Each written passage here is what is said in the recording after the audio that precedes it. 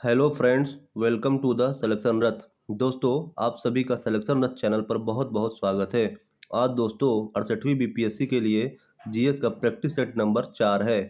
अगर आप लोगों ने दोस्तों इससे पहले के जो प्रैक्टिस सेट कराए गए हैं, अगर आप लोगों ने नहीं देखे होंगे तो प्लीज़ चैनल को विजिट करके देख सकते हैं।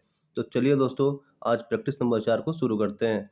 दोस्तों, पहला प्रश्न है, निम्नलिखित में से कौन सी समिति एफआरबीएम अधिनियम से संबंधित है?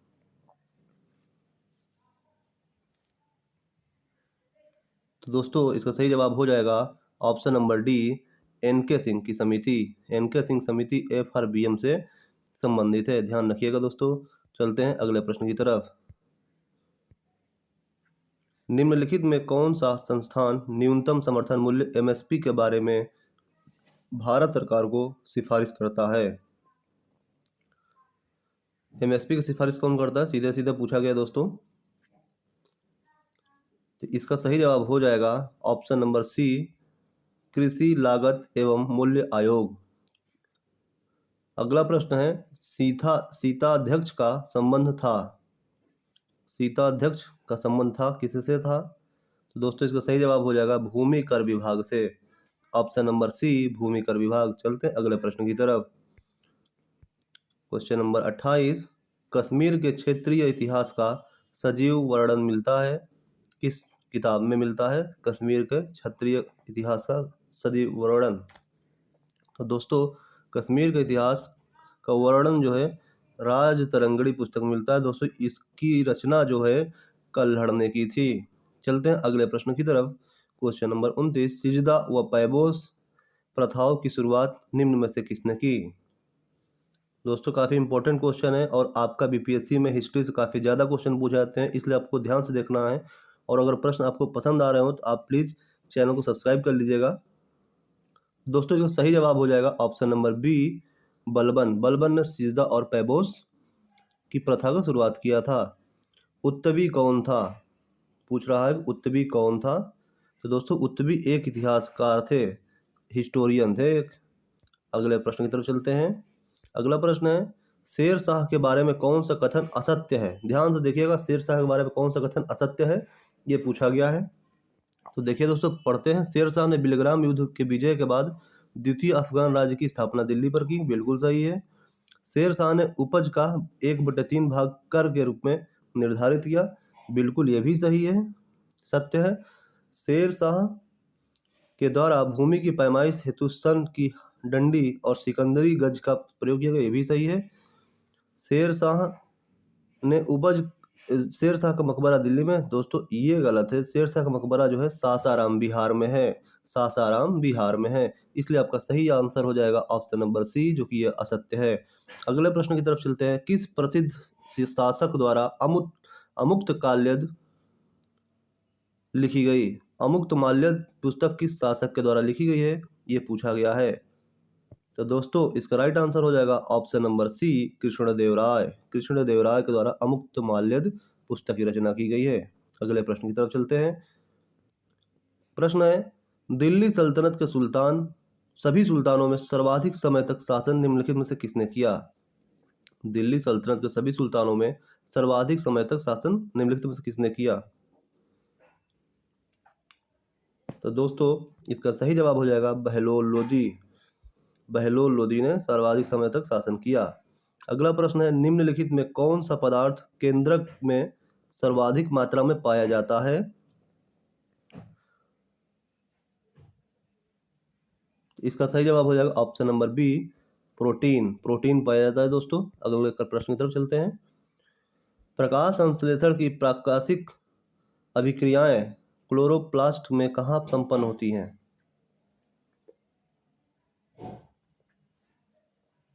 दोस्तों इसका सही जवाब हो जाएगा ऑप्शन नंबर ए, ग्रेना। ग्रेना में संपन्न होती हैं। अगला प्रश्न, हेलोफाइट्स होता है, क्या होता है हेलोफाइट्स? देखिए दोस्तों, हेलोफाइट्स कहते हैं वे पौधे जो लवड़ों वाली मिट्टी में उगते हैं। वे पौधे जो लवड़ों वाली मिट्टी में उगते हैं। अगले प्रश्न की तरफ चलते हैं। अगला प्रश्न है, निम्न में से कौन सा टेस्ट एड्स के लिए किया जाता है? एड्स के लिए कौन सा टेस्ट किया जाता है दोस्तों? तो दोस्तों पीसीआर भी किया जाता है, रीपा भी किया जाता है, CD4 भी किया जाता है, एलिसा भी किया जाता है, यानी कि पहला, दूसरा, तीसरा, चौथा। तो दोस्तों यही किया जाता है एड्स के लिए। ठीक है दोस्तों, पहला, तीसरा, चौथा। दोस्तों दूसरा नहीं किया जाता है, पहला, तीसरा और चौथा किया जाता है, यानी कि ऑप्शन नंबर पहला, तीसरा, चौथा, यानी कि डी ऑप्शन। चलते हैं दोस्तों अगले प्रश्न की तरफ। निम्न में से कौन सा रुधिर वर्ग के रुधिर प्लाज्मा में कोई एंटीबॉडी नहीं होता है? तो दोस्तों इसका सही जवाब हो जाएगा ऑप्शन नंबर सी, ए और बी। अगले प्रश्न की तरफ चलते हैं दोस्तों। अगला प्रश्न है, ट्रिपल वैक्सीन DPT में कौन सा एक नहीं होता है? ट्रिपल वैक्सीन DPT में कौन सा एक नहीं होता है, ये पूछा गया है। तो दोस्तों इसका राइट आंसर हो जाएगा ऑप्शन नंबर बी, पीलिया। पीलिया नहीं होता है। अल्फा कण, दोस्तों अगला प्रश्न है, अल्फा कण का द्रव्यमान हीलियम के एक अणु के बराबर होता है, इसके आवेश किसके बराबर होते हैं? तो दोस्तों इसका सही जवाब हो जाएगा ऑप्शन नंबर सी, 2 प्रोटॉन के बराबर होते हैं। अगले प्रश्न की तरफ चलते हैं। अगला प्रश्न है, न्यूटन के किस गति की नियम से बल का व्यंजक प्राप्त होता है?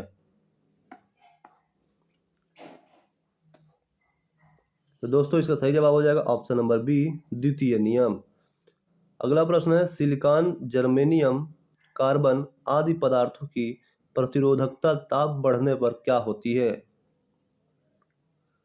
तो दोस्तों इसका सही जवाब हो जाएगा ऑप्शन नंबर बी, घटती है, घट जाती है दोस्तों। अगला प्रश्न है, निम्न में से किस तत्व का सर्वाधिक समस्थानिक होता है?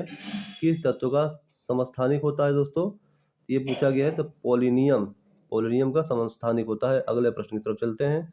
अगला प्रश्न है, हाइड्रोजन को जलाने से क्या बनेगा?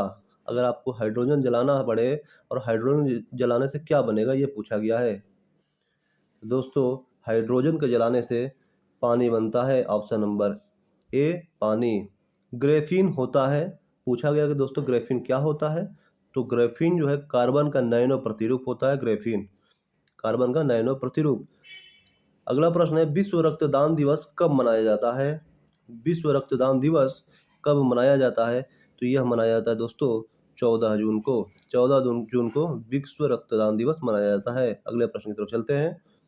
अगला प्रश्न है, निम्नलिखित को सुमेलित करिए, मिलान करना है। प्लाज्मा अनुसंधान संस्थान कहाँ पर है? प्लाज्मा अनुसंधान संस्थान दोस्तों सीधे सीधे गांधीनगर में प्लाज्मा अनुसंधान संस्थान। अगला प्रश्न है, राष्ट्रीय समुद्र विज्ञान संस्थान कहाँ पर है? राष्ट्रीय समुद्र विज्ञान संस्थान जो है दोस्तों, ये आपका जो है पणजी में है। फिर है केंद्रीय खाद्य प्रौद्योगिकी अनुसंधान संस्थान, तो ये जो है आपका तीसरे का मैसूर हो जाएगा। और चौथा भारत मौसम विज्ञान संस्थान, ये हो जाएगा दोस्तों दिल्ली। तो आपका सही जवाब हो जाएगा ऑप्शन नंबर डी। अगले प्रश्न की तरफ चलते हैं दोस्तों। अगला प्रश्न है, पंचरात्र का संबंध किस धर्म से है? पंचरात्र का संबंध किस धर्म से है? तो इसका सही जवाब हो जाएगा ऑप्शन नंबर ए, वैष्णव धर्म से। वैष्णव धर्म से जो है इसका संबंध है। अगले प्रश्न की तरफ चलते हैं। अगला प्रश्न है, एक मात्र भारतीय जिसे रसायन के क्षेत्र में नोबेल पुरस्कार प्रदान किया गया है। एकमात्र भारतीय जिसे रसायन के क्षेत्र में नोबेल पुरस्कार प्रदान किया गया है, का नाम बताइए। तो इसका सही जवाब हो जाएगा option number A, Venkataraman Ramakrishna. Venkataraman Ramakrishna. अगला प्रश्न है, भारतीय नौसेना की पहली महिला पायलट लेफ्टिनेंट शिवांगी स्वरूप बनी, जो किस राज्य की रहने वाली हैं? दोस्तों ये पूछा गया शिवांगी स्वरूप जो है किस राज्य की रहने वाली हैं। इसका सही जवाब हो जाएगा ऑप्शन नंबर ए, बिहार। बिहार राज्य की रहने वाली है। काफ़ी इंपॉर्टेंट प्रश्न है बीपीएससी के पॉइंट ऑफ व्यू से। दोस्तों इस प्रैक्टिस सेट में इतने ही क्वेश्चन। अगर आपको पसंद आया हो तो प्लीज़ चैनल को सब्सक्राइब कर लीजिएगा, वीडियो को लाइक कर दीजिएगा, शेयर कर दीजिएगा, और कोई कमी रह गई हो तो आप प्लीज़ कमेंट में मुझे बता सकते हैं। तो चलिए इस वीडियो में बस इतना ही। जय हिंद, जय भारत।